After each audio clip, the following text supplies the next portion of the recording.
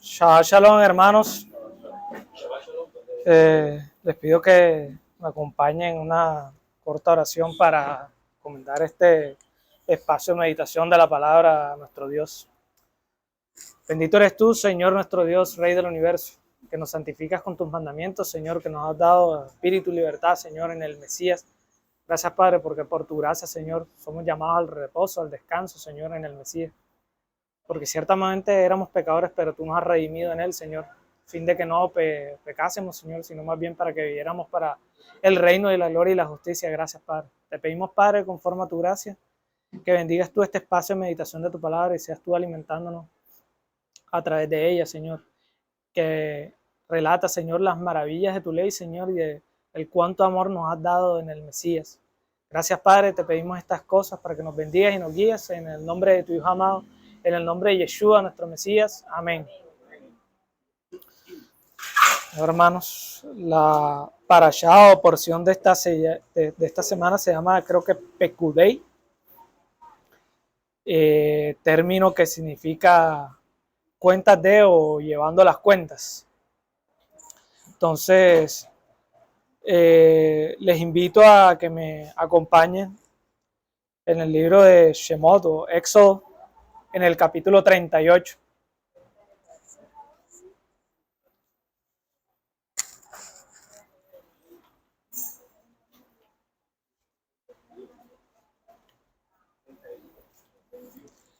En el versículo 21, Éxodo 38, en el versículo 21.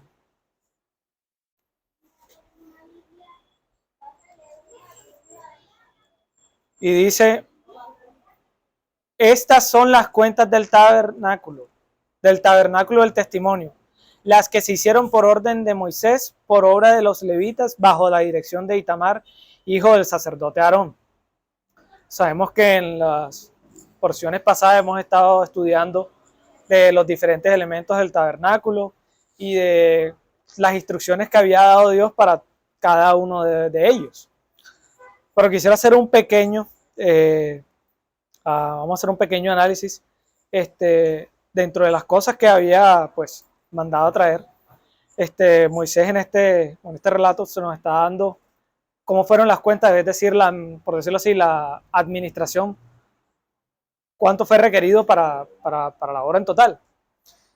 Y vamos a leer la porción que habla pues de los metales que se usaron para la construcción de esto.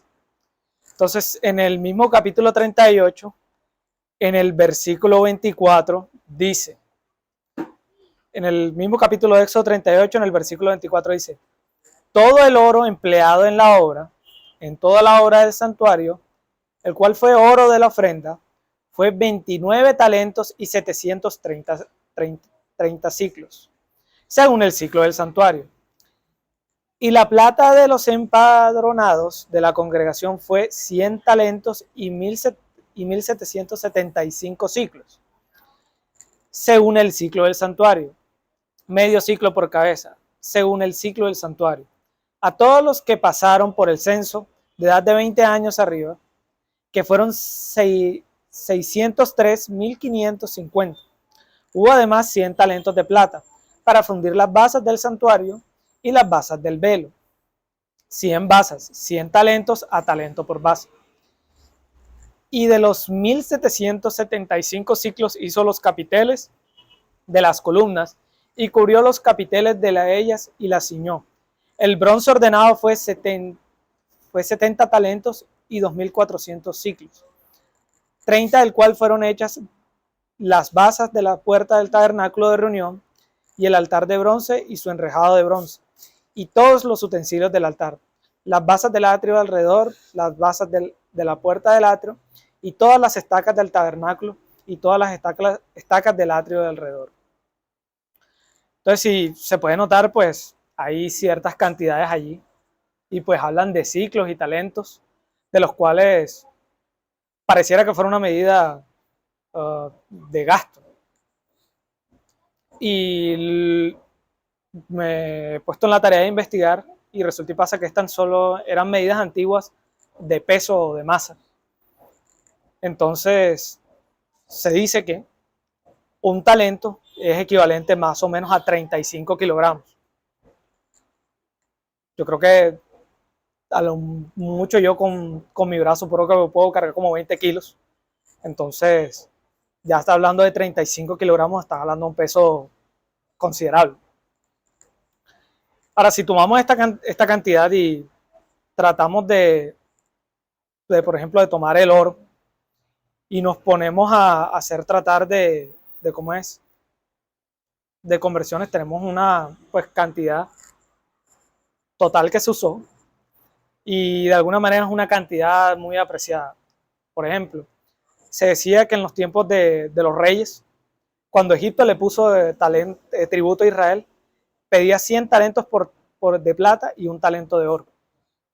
O sea, el impuesto, y asumiendo que era un impuesto de pronto mensual, de una nación consistía en solo un talento de oro y 100 talentos de plata.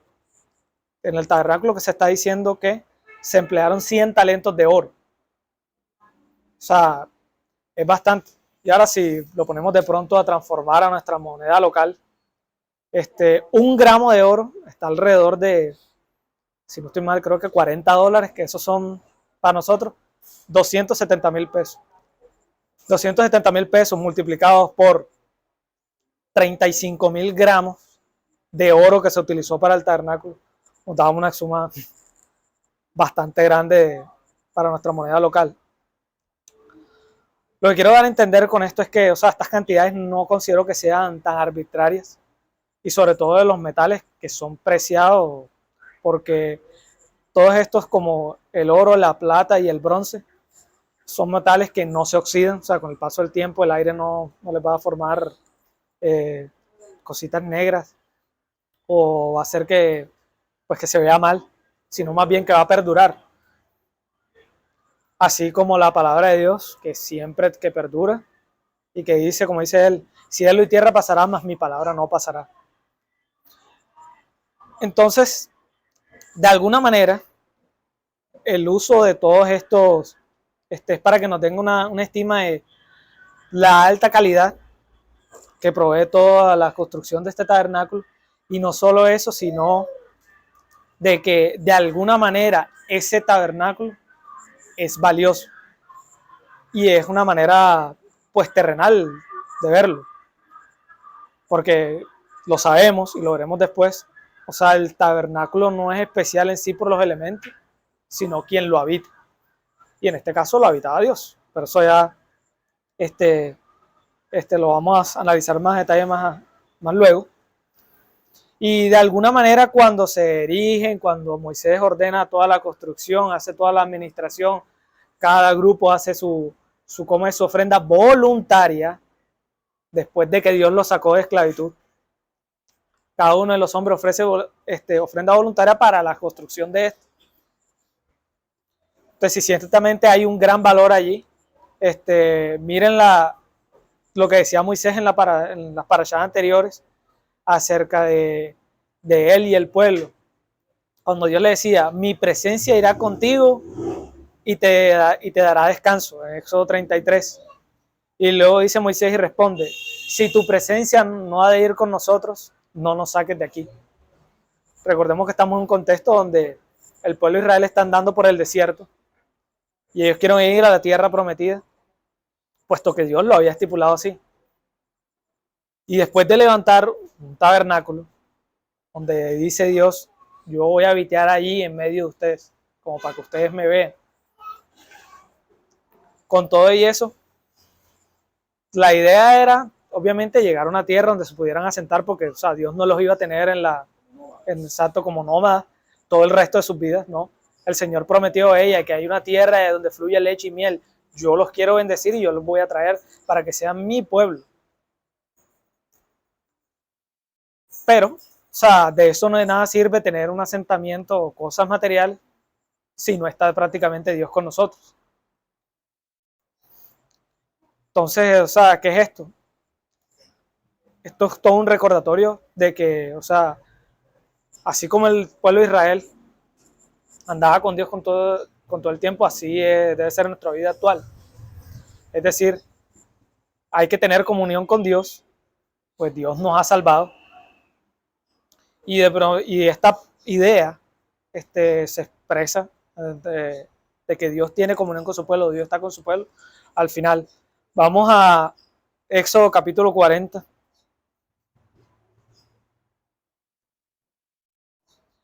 Y quien pueda me lee en Éxodo capítulo 40, del versículo 34 hasta el final, si no estoy mal.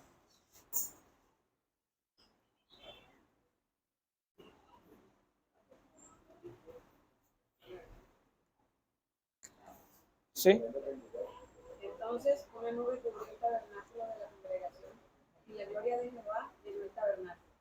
Y no podía Moisés entrar en el tabernáculo de la congregación, porque la nube estaba sobre él, y la gloria de Jehová lo tenía lleno. Y cuando la nube se alzaba del tabernáculo, los hijos de Israel se movían en todas sus jornadas. Pero si la nube no se alzaba, no partían hasta el día en que ella se alzaba, porque la nube de Jehová estaba de día sobre el tabernáculo, y el fuego estaba de noche en él, a vista de toda la casa de Israel en todas sus jornadas. Listo. Pues mira lo que dice, cuando terminaron, en la parte final de esta parashá dice que cuando terminaron de levantar el tabernáculo y ungirlo y hacer todos los procedimientos que Dios había demandado, se dice que una nube se postró del tabernáculo como manifestación. Dios está en medio de nosotros y Dios habita en esa morada. Y para más bendición pues de todos, decía que había una nube que los cubría en el día y una columna de noche que les daba calor en la noche. Todo esto porque el que conoce el clima del desierto es de día hace un sol y unas temperaturas muy elevadas. Entonces la nube estaba para cubrirlo y para que no les diera tanto calor. Y de noche, las noches son muy frías en los desiertos. Entonces Dios colocaba una columna de fuego para pues calentar al pueblo y que no murieran de frío. Y más importante, y esto estaba a la vista de todos. No es que solo Moisés, no es que solo los sacerdotes, no. Todo el pueblo veía ese andar. Entonces, la presencia de Dios se manifestaba a todos para darles a entender de alguna manera que él iba a estar con ellos en todo el viaje. Y dando cumplimiento a algo que sabemos y que a veces cantamos, que dice: he aquí, no se adormece ni dormirá el que guarda Israel. El Señor es tu guardador. El Señor es tu sombra a tu mano derecha. El sol no te fatigará de día, ni la luna de noche. O sea, es un recordatorio.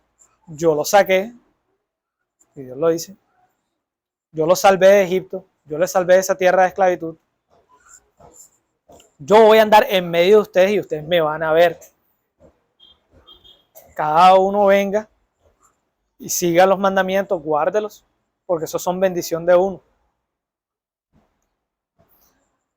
Entonces toda esta figura de alguna vez de la nube es un símbolo que Dios quería dar a entender que está en medio de ellos.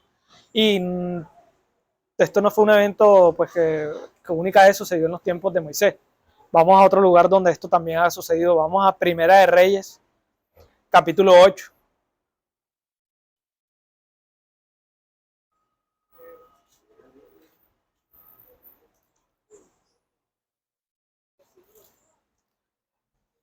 Primera de Reyes, capítulo 8, el versículo 1. El versículo, creo que 9. Creo que 9. Dice: entonces Salomón reunió ante sí en Jerusalén a los ancianos de Israel. Es el primero. No, es el primero. Bueno. Dice: ninguna cosa había en el arca, salvo las dos tablas de piedra que allí había puesto Moisés en Horeb. Ok, sí. Es el 9. Ok. Dice luego en el 10: y cuando los sacerdotes salieron del santuario, la nube llenó la casa del Señor, y los sacerdotes no pudieron permanecer para ministrar por causa de la nube, porque la gloria del Señor había llenado la casa de Jehová. Entonces miren, la nube también se postró ahí en el templo que había edificado Salomón. Y eso lo dice Esteban antes de que lo maten, que lo apedrean.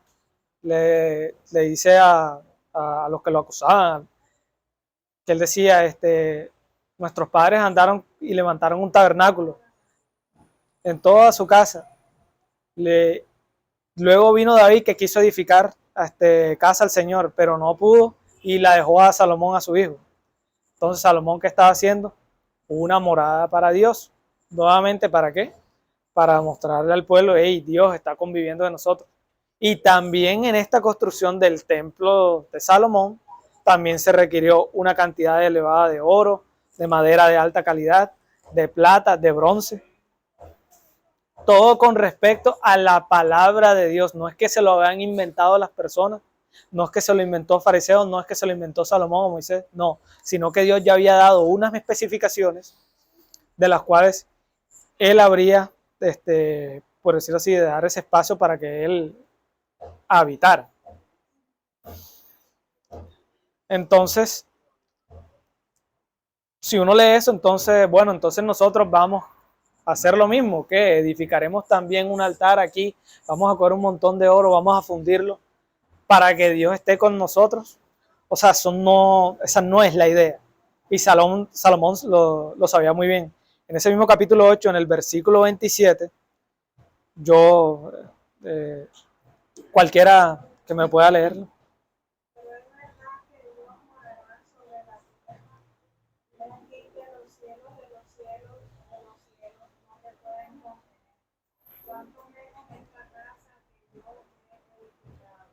Imagínense. Y luego, no lo busquen, pero se los leo.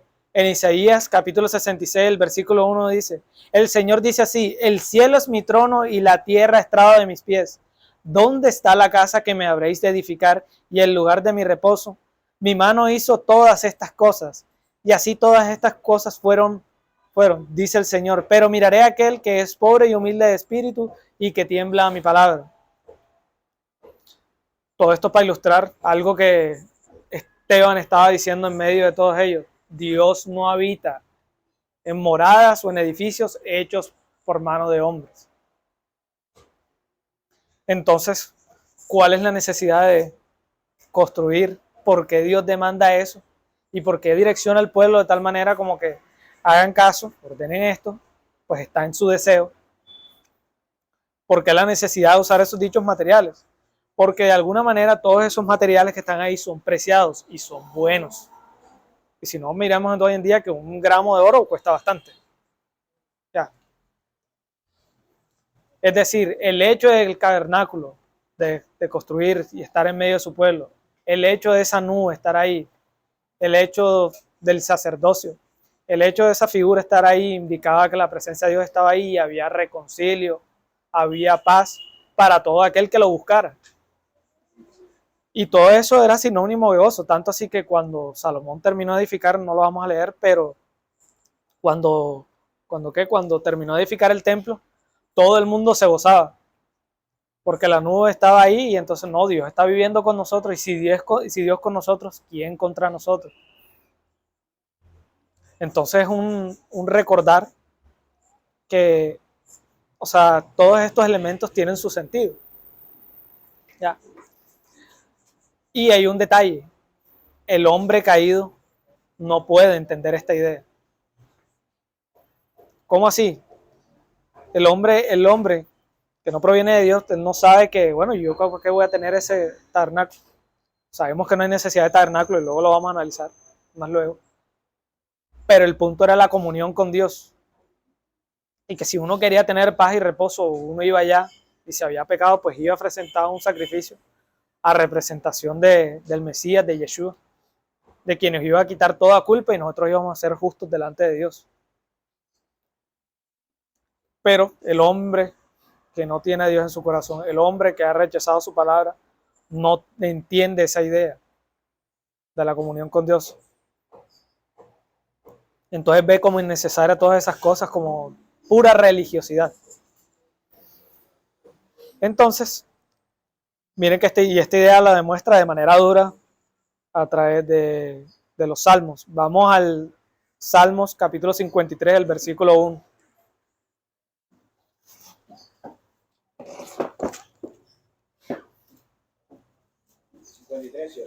Sí, Salmos capítulo 53.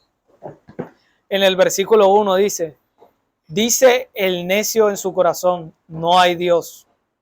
Se han corrompido e hicieron abominable maldad. No hay quien haga bien. Dios desde los cielos miró sobre los hijos de los hombros para ver si había algún entendido que buscara a Dios. Cada uno se había vuelto atrás, todos se han corrompido. No hay quien haga lo bueno, no hay ni aún uno.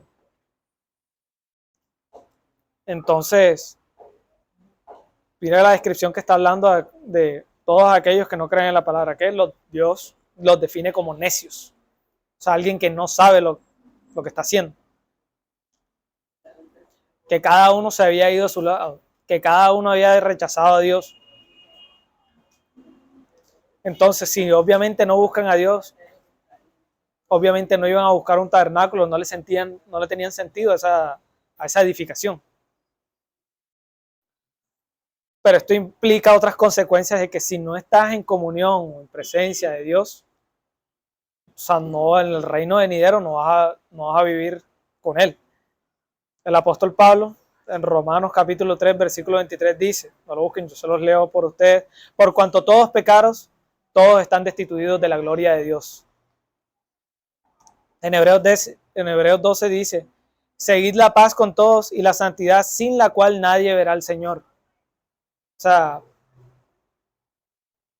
todos aquellos que no son santos, todos aquellos que no son separados para Dios, que no son sus hijos, pues no morarán con Él en su reino venidero. Ya. Y entonces, ¿cuál es? O sea, entonces uno podría pensar que, bueno, Dios ordena construir un templo porque quiere convivir con nosotros, pero al mismo tiempo nos rechaza porque somos pecadores. Sí, esa idea es correcta, pero no es la finalidad que busca Dios. ¿Por qué? En Isaías 65, no lo busquen, yo se lo voy a leer, dice, extendí mis manos todo el día a un pueblo rebelde, el cual anda por camino no bueno en pos de sus pensamientos. Si Dios no nos quisiera y el rechazo fuese total, no estaría siempre extendiendo la mano a nosotros, que siempre está como el buen pastor que da su vida por sus ovejas. ¿Qué hace el buen pastor? Va y busca la descarriada. No la deja allí que se lo coman los coyotes, no, más bien va, la busca y si está adolorida, la lleva en el hombro, viene, la trae al redil, la cura y la sana, y así es Dios todo el tiempo con nosotros. En Mateo capítulo 23, quien me pueda más el favor de leerlo, en el versículo 37. Mateo 23. Mateo capítulo 23, en el versículo 37.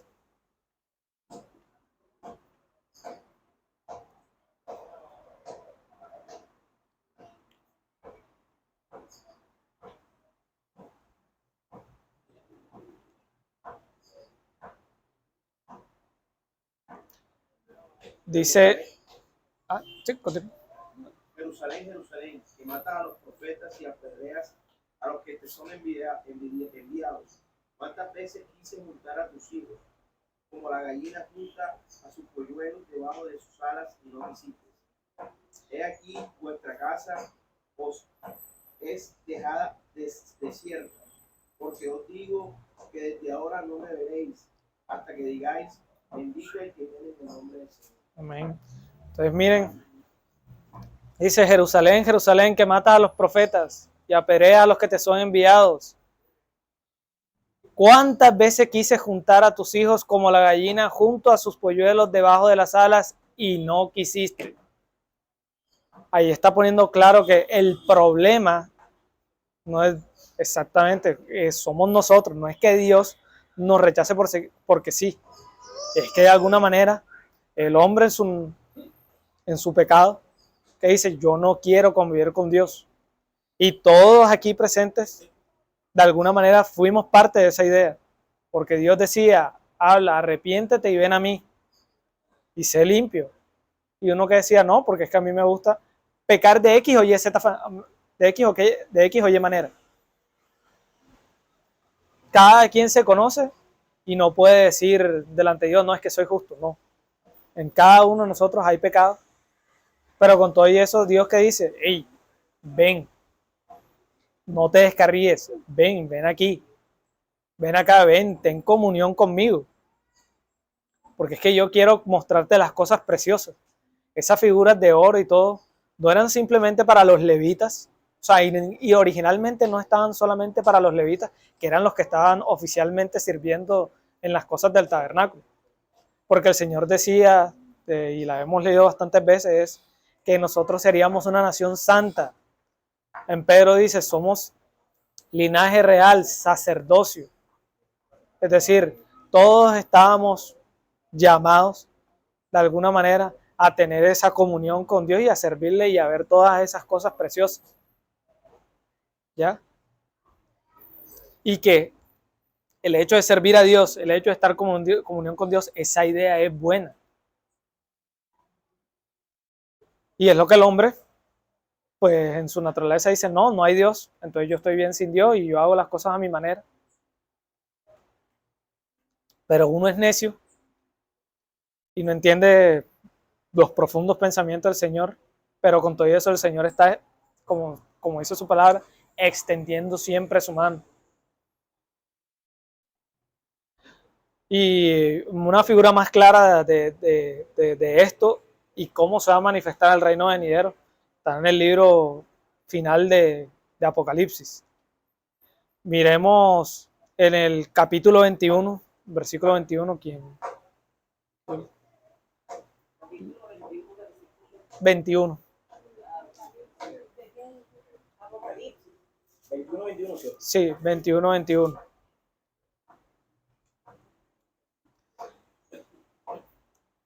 Voy a leer para ustedes. Las 12 puertas eran 12 perlas, hablando de la Jerusalén celestial que había llegado. Cada una de las puertas era una perla, y la calle de la ciudad era de oro puro, transparente como vidrio. Y no había en ella templo, porque el Señor Dios Todopoderoso es el templo de ella, y el Cordero. La ciudad no tiene necesidad de sol ni de luna que brillen en ella, porque la gloria de Dios la ilumina y el Cordero es su lumbrero. Es decir, no hay necesidad de templo. Lo hay, sí. ¿Cuál es? La presencia de Dios mismo, el cuerpo de Dios mismo, que era la idea del tabernáculo que habían edificado y el templo que había construido Salomón. ¿Cuál era? Hombre, Dios tiene una figura así, la veremos cuando venga así. Mientras tanto, vamos a hacerlo todo como Él demanda, que es bueno y es bonito. Vamos a hacer todas las cosas como Él quiere y que sea Dios viviendo con nosotros para que nosotros tengamos paz. Y nuevamente, Moisés que servía y él mandó a erigir el tabernáculo. Y Salomón, todos ellos lo sabían. Nosotros hacemos esto, pero si la presencia de Dios no está con nosotros, entonces en realidad no tenemos nada. En ese mismo, y esta presencia física de Dios, ahí en el mismo capítulo 21, nos da a entender también otra noción. En el versículo 3 de ese mismo capítulo 21 dice, y oí una gran voz del cielo que decía, he aquí el tabernáculo de Dios con los hombres, y Él morará con ellos, y ellos serán su pueblo, y Dios mismo estará con ellos. ¿Y qué pasa con esa comunión cuando Dios está con nosotros? Lo siguiente, enjugará Dios toda lágrima de los ojos de ellos, y ya no habrá muerte, ni habrá ni más llanto, ni más clamor, ni dolor, porque las primeras cosas pasaron. Y el que estaba sentado en el trono dijo, he aquí, yo hago todas las cosas nuevas. Hombre, básicamente, la presencia de Dios que nos quiere dar a entender es, si ustedes están conmigo, yo les voy a dar vida. Y en el reino venidero, cuando venga, ustedes van a ver todas esas cosas de oro y la presencia misma mía, que no va a ser en un templo hecho a mano de hombres, sino que Dios mismo va a poner a instaurar su santo reino. ¿Y qué pasa? Bueno, ¿y qué pasa si construye todo eso? Esto, que ya no habrá ni más llanto, ni más clamor, ni más pecado. Porque el Señor mismo va a limpiar todas esas cosas a fin de darnos esa tierra prometida que Él le habló a Abraham. Porque todos estamos llamados a esa promesa, todos queremos, pues de alguna manera, que Dios venga, porque la presencia de Dios aquí reinando en la tierra significa ya paz. Y obviamente, al estar el dador de la vida, ya no habrá más muerte. Entonces, todas estas ideas de la presencia de Dios es buena, o sea, de alguna manera también están escritas en diferentes porciones de la palabra. Por ejemplo, el Salmo 84 del rey David lo entendía y decía, en el Salmo 84, versículo 10 dice, porque mejor es un día en tus atrios que 1000 fuera de ellos. Escogería antes estar a la puerta de la casa de mi Dios que habitar en moradas de maldad. Obviamente el hombre inconverso dice, pero yo para qué quiero morar con Dios. Pero aquellos que hemos dicho, hombre, en verdad sí, Cristo me ha salvado. Yo no tenía nada que ofrecerle a Dios, pero el Dios puso todas las cosas a fin de que me arrepintiera y ya he puesto su Santo Espíritu para que yo viva una vida mejor. Hombre, yo sí quiero vivir con Dios. Yo no quiero vivir acá donde somos susceptibles al peligro, al pecado, sino más vivir con Dios. Y el rey David lo expresó en estas palabras. Hombre, mejor es un día estar en tus atrios, o sea, en la presencia de Dios, que 1000 fuera de ellos.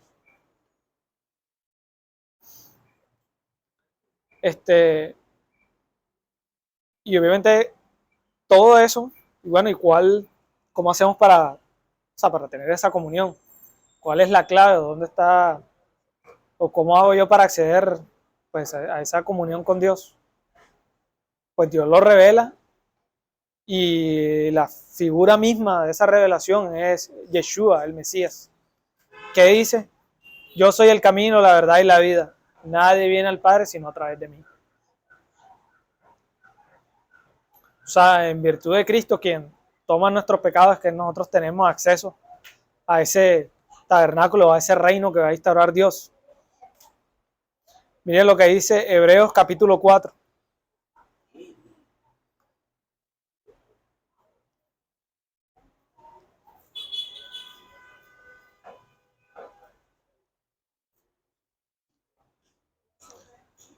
En el verso 14 dice, Hebreos capítulo 4 en el verso 14 dice, por tanto, teniendo un gran sumo sacerdote, o sea, Yeshua, que traspasó los cielos, Yeshua, el Hijo de Dios, retengamos nuestra profesión, porque no tenemos un sumo sacerdote que no pueda compadecerse de nuestras debilidades, sino uno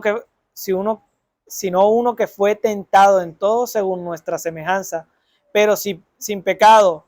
Acerquémonos pues confiadamente al trono de la gracia para alcanzar misericordia y hallar gracia para el oportuno socorro. O sea, todo el mundo de alguna manera quiere eso. Nadie quiere estar en guerra. Todo el mundo quiere tener paz de alguna manera. O sea, pero el problema es que el dador de la paz, el dador de la vida y todas esas cosas, es Dios quien es constructor de todas estas cosas. Y en virtud de Yeshua, no de nuestra justicia, en virtud de Yeshua, quien se dio por nuestros pecados, es que tenemos acceso a esas bendiciones, es que vamos a tener acceso a esa ciudad de oro y mar de cristal. Es mediante Él que vamos a tener acceso a la comunión con Dios, que es Él mismo. Entonces el camino ya está.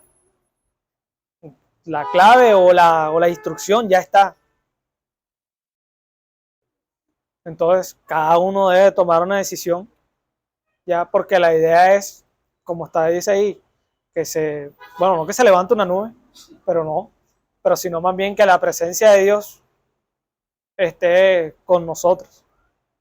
Porque recordemos que si el templo se hablaba como de cuerpos y se hablaba del cuerpo del Mesías, de nosotros también dice que somos el templo del Espíritu Santo.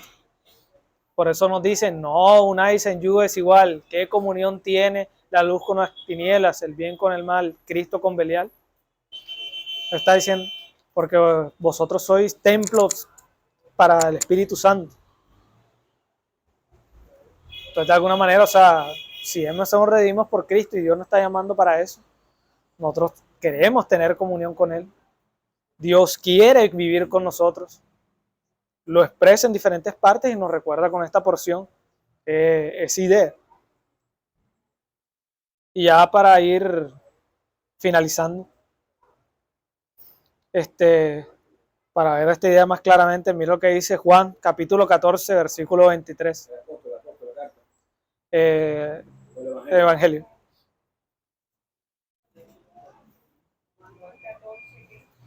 Juan capítulo 14, versículo 23.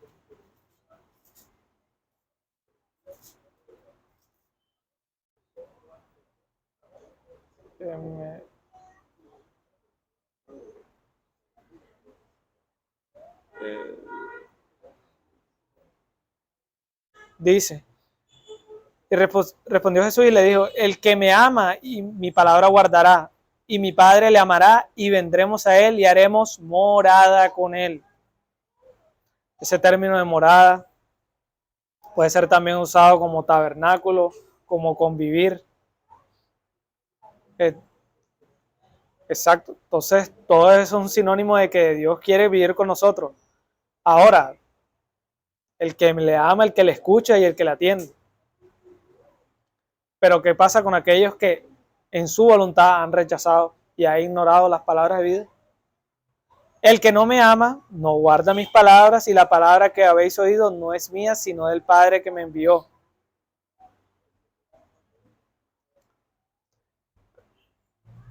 Ahí dice, hombre, yo quiero vivir con ustedes y yo voy a estar con ustedes. Atienda a cada una mi palabra, guarde. El que rechaza, ¿qué pasa? Simplemente rechaza prácticamente a Dios. Si rechaza a Cristo, que es el camino, la verdad de la vida, está rechazando a Dios mismo. Él es la cara de Dios y Él es el mismo Dios andando en medio de nosotros. Entonces, hermanos, les dejo esta idea, que no se les pase, porque o sea, ciertamente vivimos atribulados por el día a día, las cuestiones del mundo, pero que no se nos pase que hay un reino que Dios quiere instaurar y que de alguna manera Él está ahí extendiendo la mano siempre. ¿Para qué? ¿Para qué? Para que cada uno se venga, se arrepienta y Dios le salve y empiece a andar con nosotros. Para el final eso es lo que el Señor quiere. Vamos a orar. Bendito eres tú, Señor nuestro Dios, Rey del universo, que nos santificas con tus mandamientos, Señor, que nos has dado reposo, Señor, camino, luz y vida en el Mesías, en Yeshua. Gracias, Padre, porque ciertamente nos has amado desde antes de la fundación del mundo, Señor, porque tú llamas a que tu pueblo se congregue, Señor, escuche tu palabra y viva en comunión contigo. Gracias, Padre, porque ciertamente esto nace del gran amor que nos has tenido primeramente para con nosotros. Ahora te pedimos, Padre, Señor, que esta palabra no se la lleve el viento, Señor, sino más bien entre en nuestra mente y nuestro corazón, Señor, y produzca dignos frutos de arrepentimiento, Señor, para que sigamos predicando, Señor, el año agradable, y de que tú estás ahí, Señor, extendiendo la mano para todos nosotros, para todos los que hemos atendido, Señor, y para todos aquellos que de alguna manera se han descarriado. Ven, tráelos, Señor, y fortalécenos para seguir, Señor, predicando de que tuya es la salvación, Señor, para todo aquel que cree en el Mesías. Gracias, Padre, te pedimos todas estas cosas para que nos bendigas y nos guardes. En el nombre de tu Hijo amado te las pedimos, en el nombre de Yeshua, nuestro Mesías. Amén.